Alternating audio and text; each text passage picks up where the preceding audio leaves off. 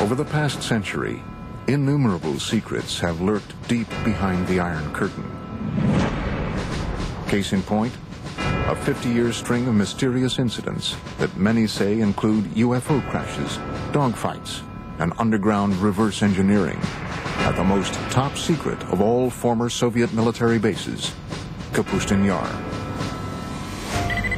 Some even say that this base was the site of a mysterious incident that took place in 1948. A spectacular UFO crash landing.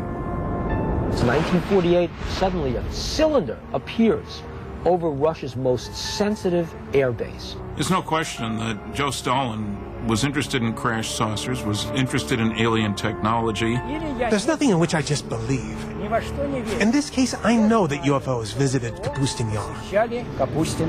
Kapustin Yar was at the top of the list of facilities the U.S. was monitoring in Russia. Go behind the barbed wire at Kapustin Yar as we reveal for the first time the detailed classified accounts of this reported UFO crash. Did the research following this incident help the Soviets win the space race? I'm sure the Russians have done their darnest to reverse engineer anything they can get their hands on, whether it's American or German or alien. From never-before-seen reconnaissance footage of this secretive base, this YouTube imagery of Kapustin Yar is the first time anyone outside the CIA or the intelligence communities looked at it. to an exclusive look deep underground into Kapustin Yar's UFO Research Center. They buried the most secret facilities within the base that was secret within the base. The incident that took place at Kapustin Yar in 1948 remains a Soviet-era enigma, a seminal event that UFO researchers still call Russia's Roswell.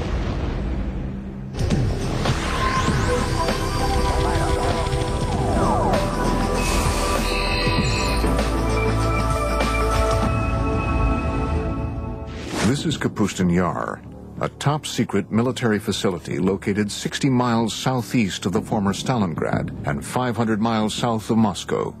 Built under the personal direction of Joseph Stalin, it is Russia's oldest and largest military facility. Its activities over the past 60 years have fueled controversy over what really goes on behind these walls. Kapustin Yar, or Vladimirovka, as initially it was called. It was, and it still is the first Russian space range. I'm Vladimir Semenov, and I was with KGB for 26 years. Kapustin Yar, everything was top secret. It was nothing there not secret. I am Sergei Khrushchev's son and former Prime Minister of Soviet Union, Nikita Khrushchev. Less than a year after the Roswell crash made headlines around the world, many believe that this Russian base may have experienced a landmark UFO encounter and crash of its own. June 19th, 1948, early evening. According to reports, Kapustin Yar's air traffic controller sees a strange object appear on his radar screen. At the exact same moment, a MiG pilot about 10 kilometers downrange from the base sees a large, silver, cigar-shaped UFO directly in front of him. He radios back to the base that he's being blinded by a bright light. A Russian pilot encountered a UFO in 1948 and tried to attack it with extremely unfortunate results for both. The pilot was blinded by rays of light emanating from the UFO. It is believed that under direct orders from Soviet Air Force Commander-in-Chief Zyugarov, the pilot engaged the UFO for almost 3 minutes before launching a missile that was finally able to bring the object down.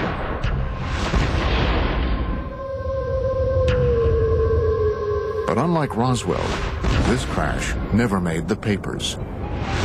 It's 1948, it's a secret air base. Suddenly a cylinder appears over Russia's most sensitive air base. They scramble the MiGs. It's a dogfight. Russian pilots are good. And imagine this plane getting right on top of that craft. The MiGs fire their rockets as the directed particle beam weapon explodes the MiG, and they both go down.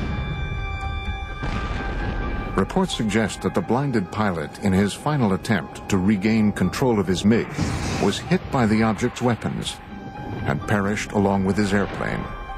What did the aliens use? What were they firing? What they were probably using was a particle beam weapon.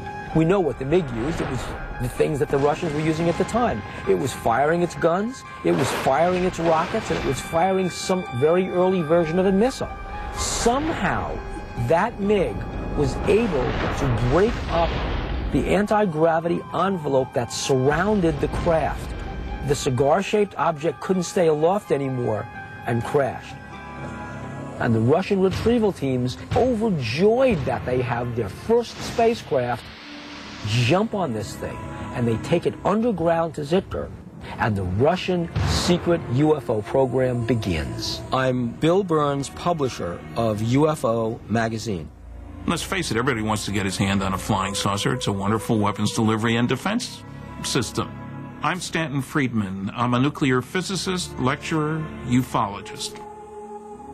This 1948 crash is one of many strange events that has turned Kapustin Yar into an even more mystifying version of America's Roswell and Area 51. The Soviets had to get their hands on what we had. We had the Roswell crash. We really had a storehouse of technology that we developed in the early 1960s out of Roswell. The Russians didn't have that. Well, how do you get that technology? It doesn't just fall out of the sky. You go after it. And the Russians went after it by embarking on suicide missions.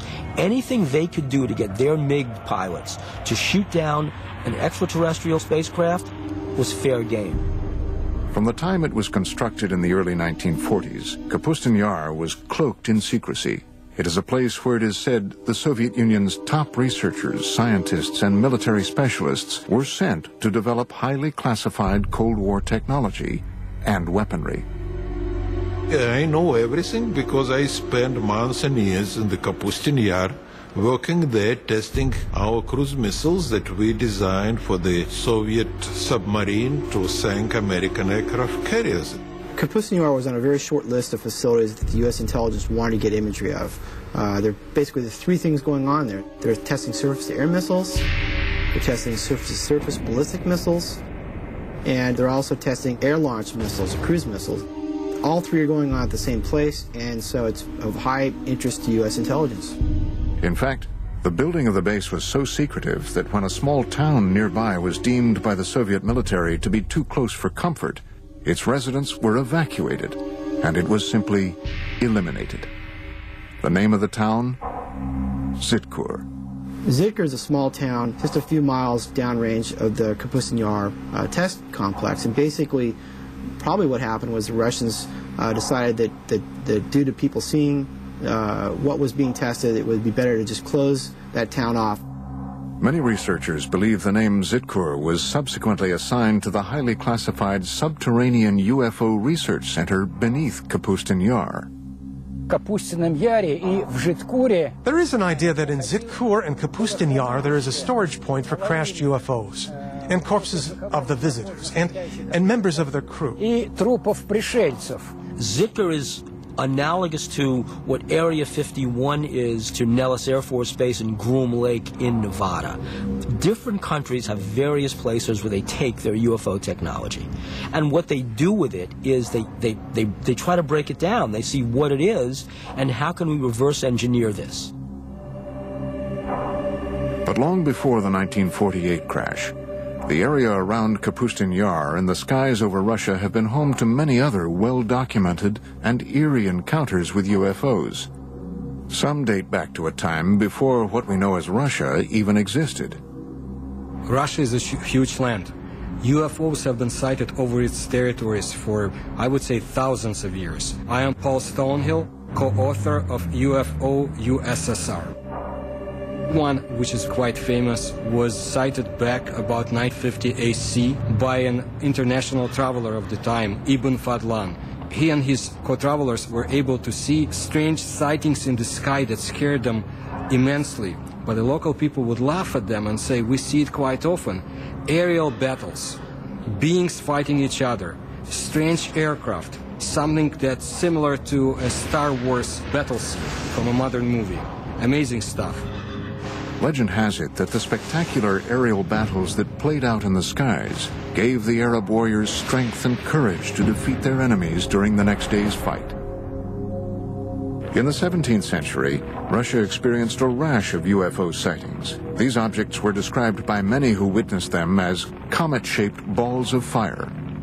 The most famous one would be the Rob Ozero incident, when a very unusual, huge fiery disc arrived in the area of a northern Russian lake. One eyewitness submitted the following account. On this, the 15th day of August in the year 1663, a great crash sounded out from the heavens. Around the stroke of midday, there descended upon Rob Ozero a great ball of fire from the clearest of skies. In front of the fire, there were two fiery beams. It went from south to the west and was about 500 meters away when it vanished. But once again it returned, staying over Rob Ozero for 1 hour and a half, filling all those who saw it with a great dread. This documented account goes on to detail fishermen scalded by the burning lake, along with glowing fish that flung themselves onto the ground to escape the looming fireball.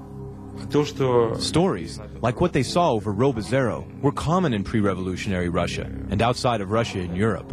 When we speak specifically of sightings on the territory of the Soviet Union, percentages are very high, more than 50%, that these UFO sightings would be some sort of fiery, sphere-shaped UFO. Another extraordinary sighting took place over Moscow in 1892. An eyewitness report was later published in the March 17, 1892 edition of the Russian newspaper Svet. The pillar of light was pointed straight down to the earth, forming a cone-shaped bundle of rays in the color of ordinary flames. The brightness was considerable and could sometimes be compared to the brightness of an electrical street lamp. The point from which the rays originated didn't move during the whole time, and the rays were visible for 20 to 25 minutes.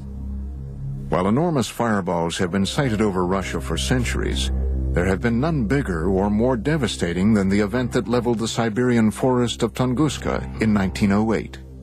And of course it was one of the theories which have to appear that it was not a comet, it was not meteorite, that in reality it was a spacecraft. Coming up, did a UFO explode over Tunguska? It is believed that not one but two objects collided over the Tunguska in 1908, equal to many Hiroshimas. And later, what happened to the wreckage of the 1948 crash at Russia's Roswell?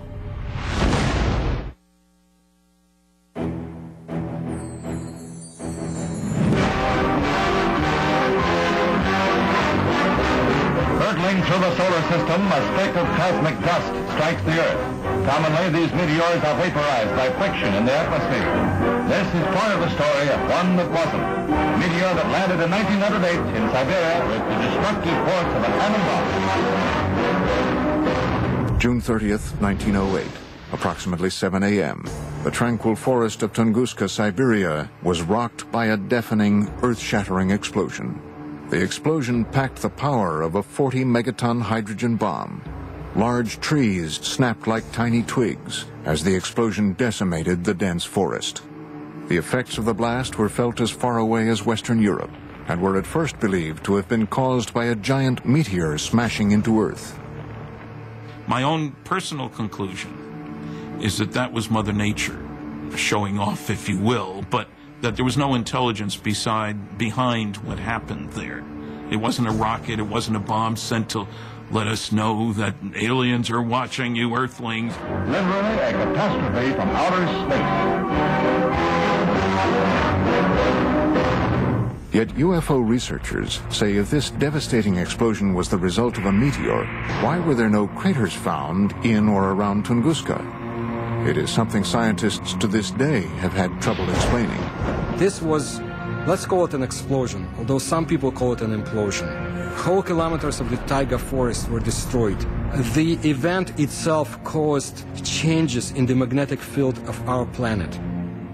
The academic establishment is of the opinion that the Tunguska event was simply a meteor, but there are many facts that speak to the idea that it was, on the contrary, rational guided flight. It made a turn, which is something that a natural object or meteor could not have done. What was it that could have done that level of devastation and not leave a crater? Modern-day UFO researchers were not the first to suspect that the Tunguska event was the work of something other than a meteor. Reports suggest that Stalin believed the Tunguska blast was the result of a UFO that had launched some sort of experimental weapon. Stalin was interested in the acquired information to determine whether UFOs presented an immediate threat to the Soviet security. That's why he used some of his top scientists to give him an assessment. Scientists like Korolev studied UFO materials. Sergei Korolev, one of the Soviet Union's most celebrated scientists, would go on to become the father of the Russian space program and the man responsible for Sputnik. Along with Stalin, he was determined to solve the mystery of Tunguska. These observations prompted him to finance an expedition to the place where the Tunguska event happened.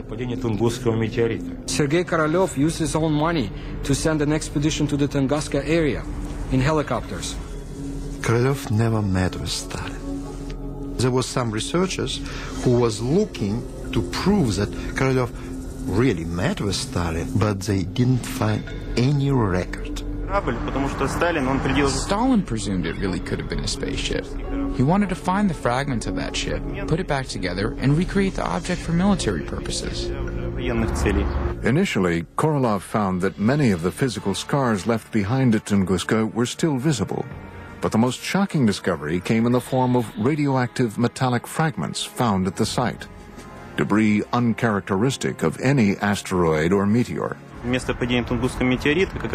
you go along the flight path of the Tunguska object and continue past the crash site, you reach an area that Russian ufologists call the Devil's Graveyard.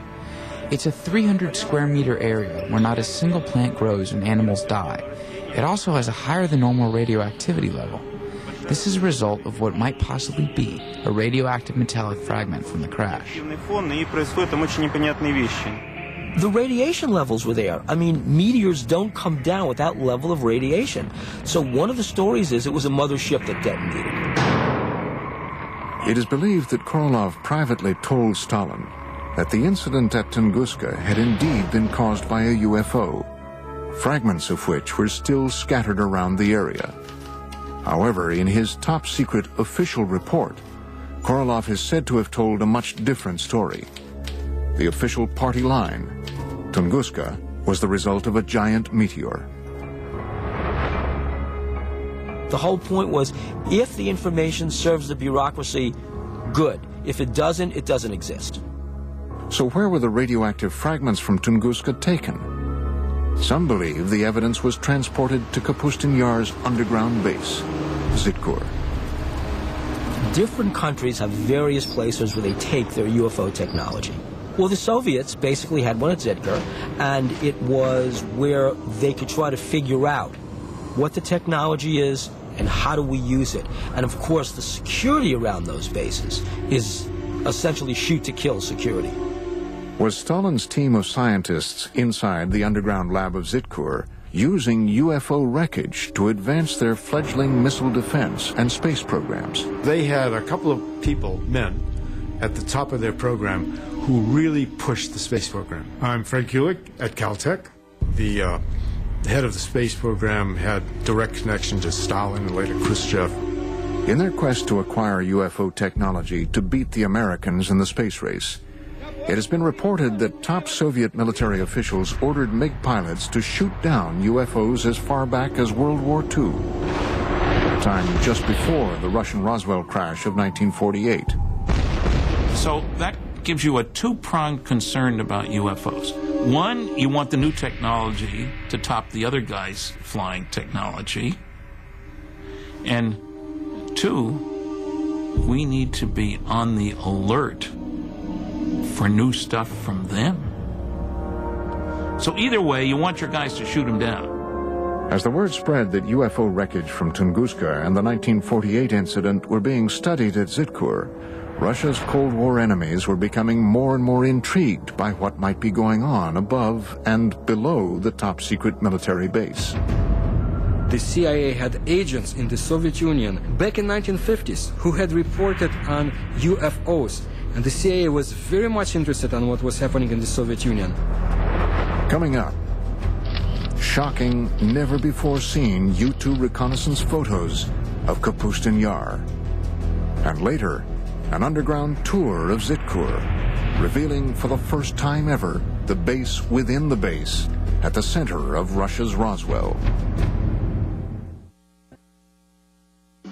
In the early stages of the Cold War, the Soviet military test site of Kapustin Yar became a hotbed of secret activity that involved advanced weapon, missile, and rocket tests. So after World War II and the development of the atomic bomb, they were not able to build small atomic weapons. So they had to build big rockets to carry them. Unlike the U.S., we still had fairly sizable rockets, but we could miniaturize things to a certain extent, much better than they could. So from the very beginning, they envisioned large rockets, and that really gave them a start on the space program as well. The Russians had one of the scariest pieces of paper I've seen at one of the 20 archives I've been to, said that the Russians have made more progress in the past 18 months in the development of nuclear weapons and methods for delivering them than had been anticipated for 5 years. That was in 1951. By the early 1950s, rumors of UFO activity and experiments at Kapustin Yar had indeed leaked beyond Soviet borders. Alarming news that some say may have prompted the U.S. to find out once and for all if the Soviets had gotten their hands on UFO technology. Kapustin Yar and Zikr were at the top of our military watch in the same way that Area 51 and Wright-Patterson Air Force Base and Los Alamos were at the top of their military watch. Tim Brown is a senior analyst at globalsecurity.org. His specialty? Interpretation of top-secret satellite and spy imagery for both private and governmental agencies. Kapustin Yar was in the top 10% of facilities that the U.S. intelligence was monitoring in Russia, and that's evidenced by just the sheer volume of declassified documents that are available that show that there was a consistent, ongoing interest in what was going on at that facility. Not long after the United States had developed its most sophisticated spying machine to date, the U-2 spy plane, the first mission was to, where else? Kapustin Yar. This is probably the first time anyone outside of the CIA or the intelligence community has looked at this, the U-2 imagery of Kapustin Yar. These never-before-seen U-2 reconnaissance photos provide a detailed look into this covert military base. Looking at all the imagery that we put together for this project, one of the things you notice is different activity at the different test sites at different times. The Russians not only tested missiles here, they also trained their missile troops there. So there's missile drills and there's test preparations and test launches going on at this facility all the time. According to a December 1st, 1960 joint Army, Navy, and CIA intelligence brief, Kapustin Yar is a 1,400-square-mile military test complex described as a place of intense interest to the intelligence community. It contained at the time at least 4 ballistic launch complexes, 14 launch pads, a precision tracking radar facility, 3 3,500-foot runways, and numerous strange and unidentified areas. But what U-2 reconnaissance couldn't reveal can now be seen for the very first time in this exclusive underground tour of what could be the nerve center of all Soviet UFO activity, Zitkur. Based on reports and drawings from Russian UFO expert Anton Anfilov, seen in the West for the first time, this rendering is what might possibly be the first glimpse ever of this secret cryptic facility a quarter-mile below Kapustin Yar.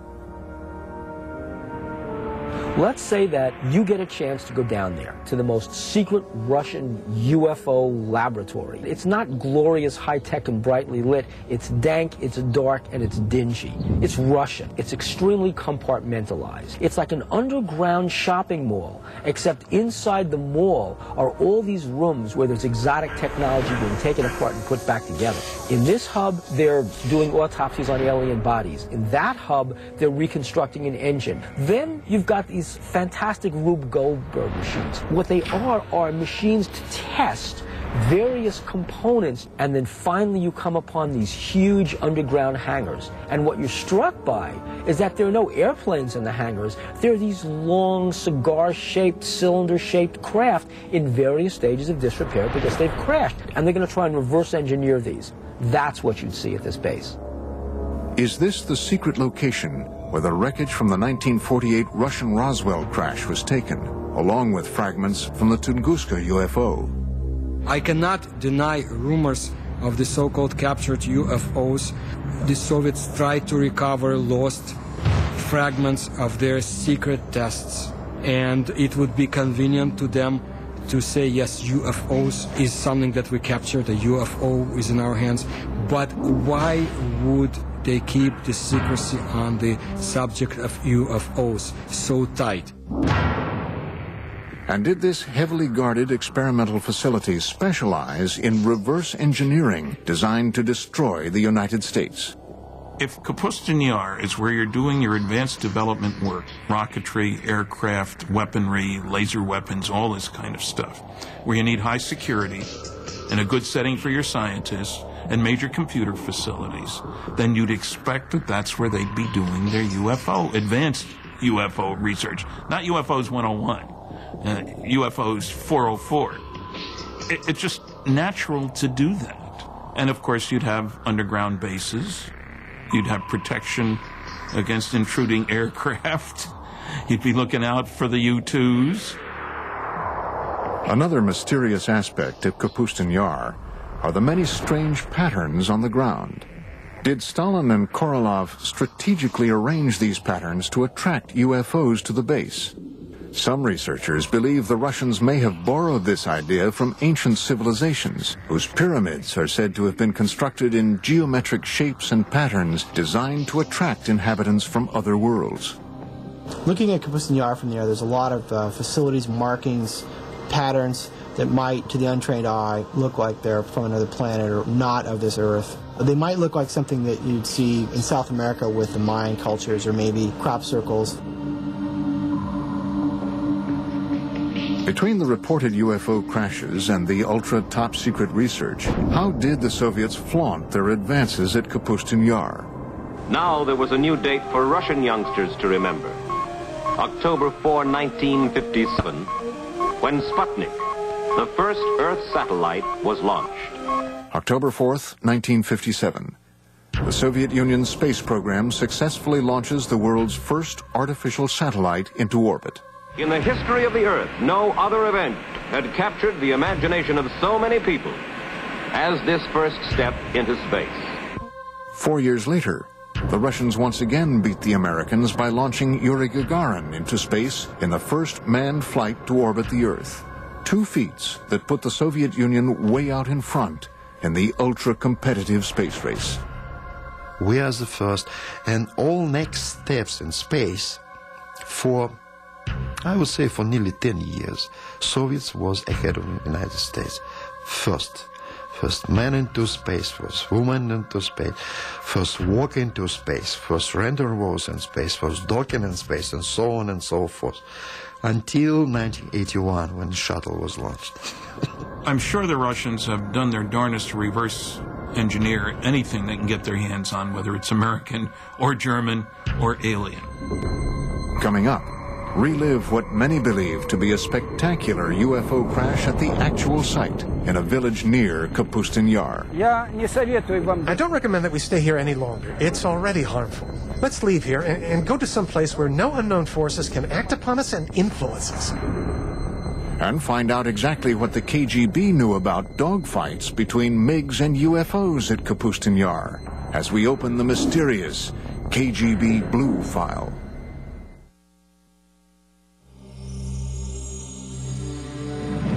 Russia's foremost authority on UFOs is a man so legendary and popular around the country that he is known only by his last name, Azhaja.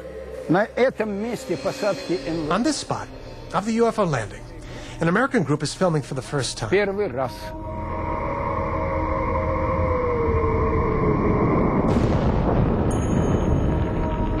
He was very popular at the peak of the UFO activity in the Soviet Union. It was late 60s, 70s. At that time it was not permitted, but not restricted to talk about this.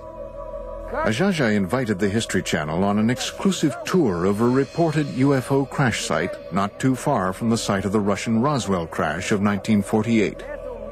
For that, I have to stand there. on that particular corner. Using 2 copper rods, Ajaja begins the tour by testing the ambient energy that the crash site still emits today.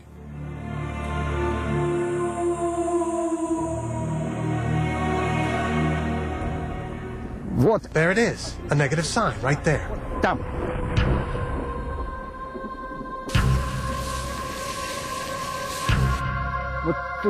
there, that way. So here, in this spot, occurred the crash landing of a flying saucer. First, I'm going to go directly across. Then I'll go perpendicularly. Then I'll go by the diagonals. This is where the boundary begins. All right, I'm going towards the center. In the center, we see a lot of plant growth and compact. And what's most important is that here, it shows a positive signal. Now we are going towards the border. Now they're showing neutral. And here, here's the other part of the border. Right from here to over there. Now I'm going away from the center, toward the other side. Ajaja is walking the 100-foot by 20-foot outline of a cigar-shaped UFO that reportedly crash-landed here in 1961. Again, now we're going back. It shows a powerfully strong signal. See how it's turning? It's powerfully positive. We're going back. Negative. There it is, see? Here's where the border is. We got 1 point over there, another point over there. 3 point and 4 point.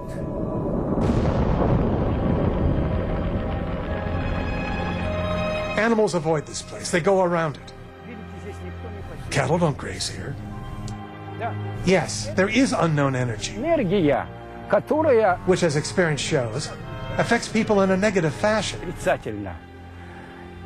Your pulse changes. The heartbeat changes. You grow short of breath. You begin to sweat. Okay. I don't recommend you stay here any longer because it's already harmful. Come on. Let's leave here. For a normal place, where no unknown forces will influence us and act upon us. Ajaja's account of this UFO crash was supported by a resident of adjacent Shodnya village, who upon seeing Ajaja, told her account of seeing the crash out of her window, which overlooks the site from less than 200 yards away. Well, it was 4 or 5 in the evening. It was later in the day. And suddenly my mother screamed. She said, "Hey, look at that. There was some kind of ball, a sphere that flew by." And then she said, "Oh, it's probably a flying saucer." And it was a big, fiery red sphere that flew by. The sphere went over there, past the train tracks, and went down into the valley of the river Skunya, right down and over the river.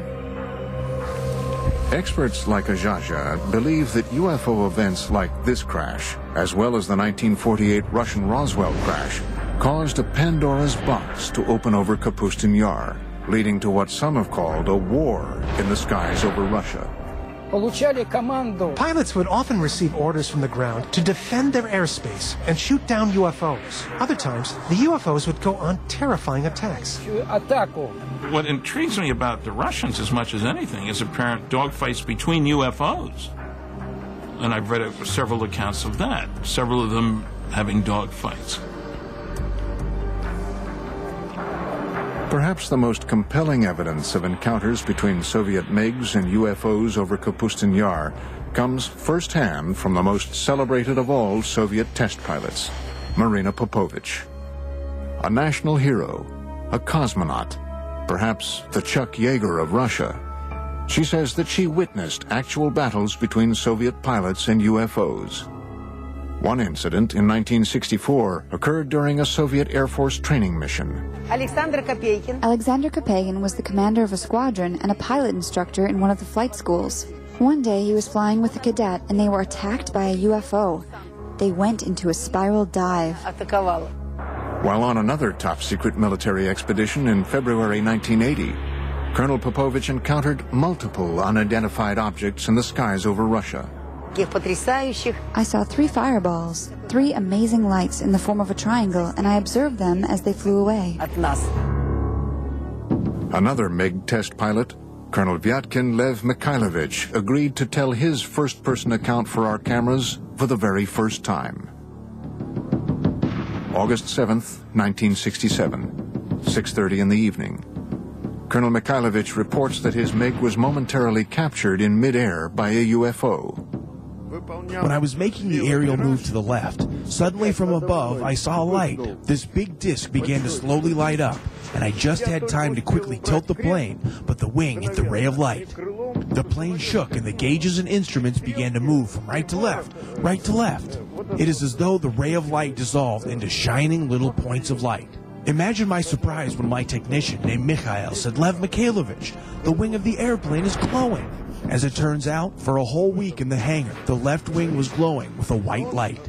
They washed the wing with kerosene, and soon after that, the glowing ended. Fortunately, Colonel Mikhailovich's encounter with a UFO over the skies of Kapustin Yar in the 1960s did not end as dreadfully as the famous 1948 encounter in the same skies. No, I wasn't scared. I was just puzzled. I was particularly stunned that the ray of light turned out to be hard, because I felt the impact.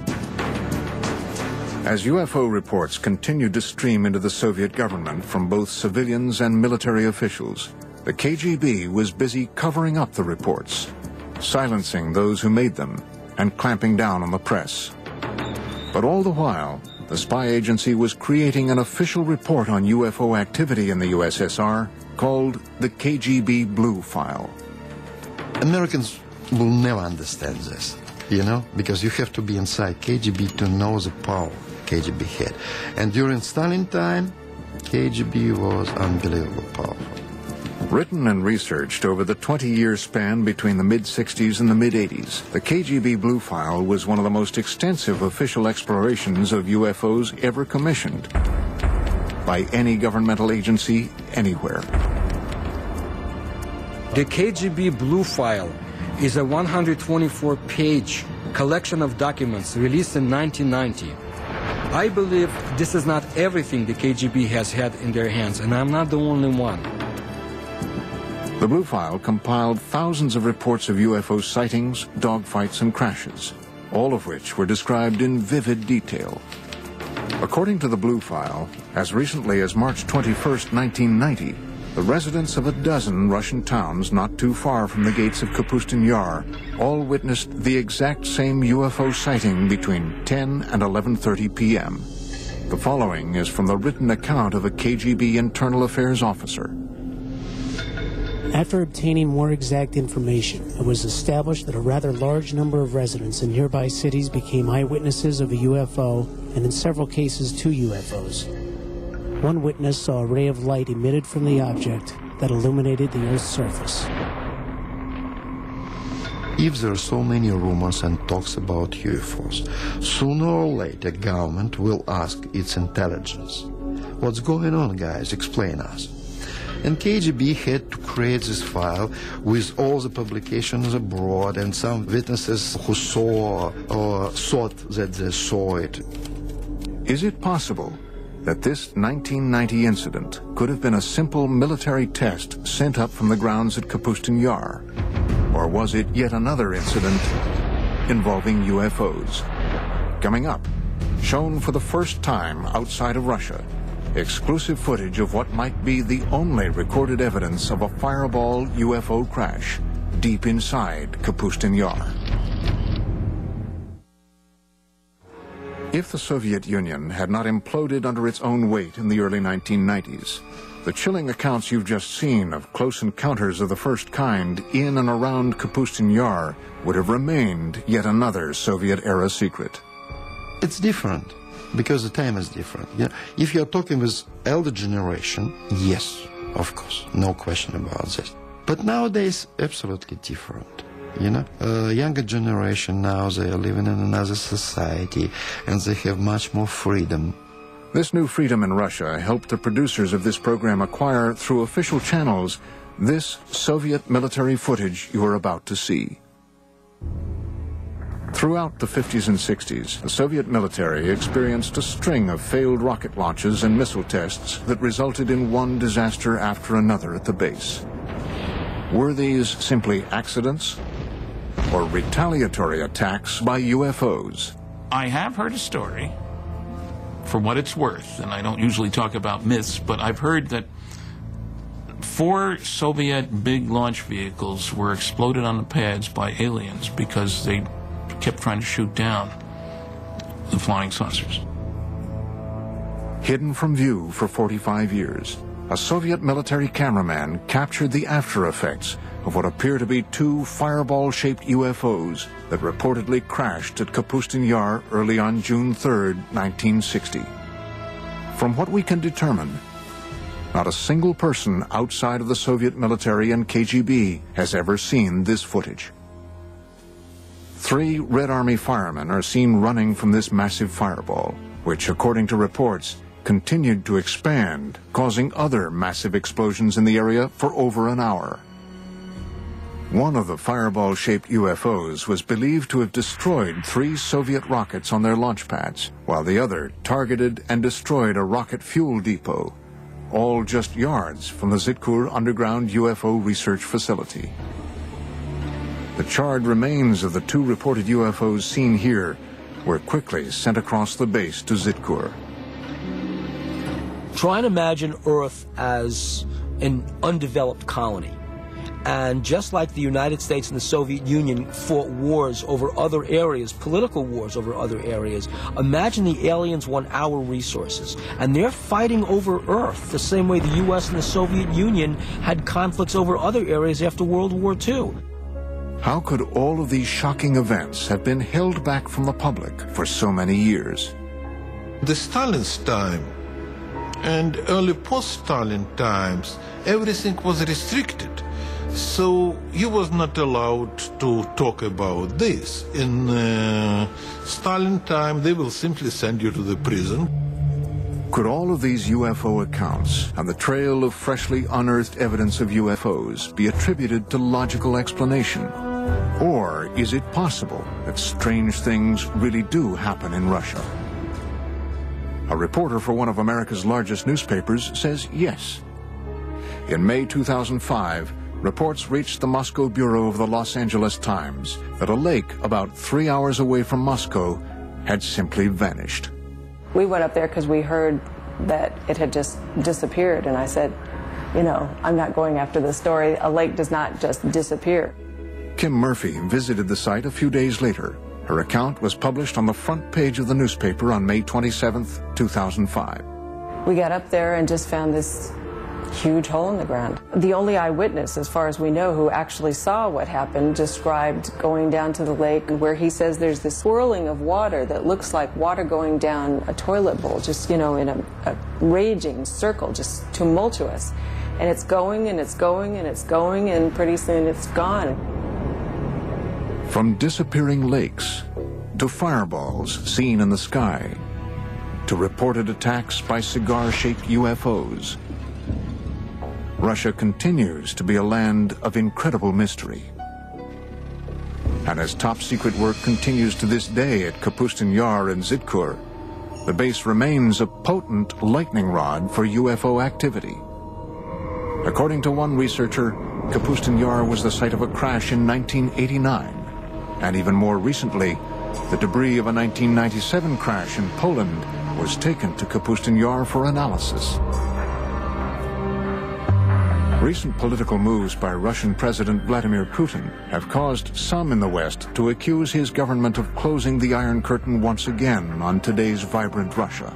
On a day-to-day basis, people are convinced and worried that Putin's Russia is a much more authoritarian Russia than was Yeltsin's Russia. They do know that UFO information is not available from Russia as easily as it had been before. You lose the ability to control secrets in an open society. Putin came out of the KGB. He's seeing a lot of valuable information and valuable technology go to private sources. The Soviet Union is closing down in a lot of areas, but also closing down in UFOs. It might be even longer until the curtain is pulled back on the secret underground laboratories and lairs of this legendary Area 51 of Russia. And we have only just begun to scratch the surface the puzzling mysteries of Russia's Roswell. Extraordinary claims require extraordinary evidence. Seeing is believing.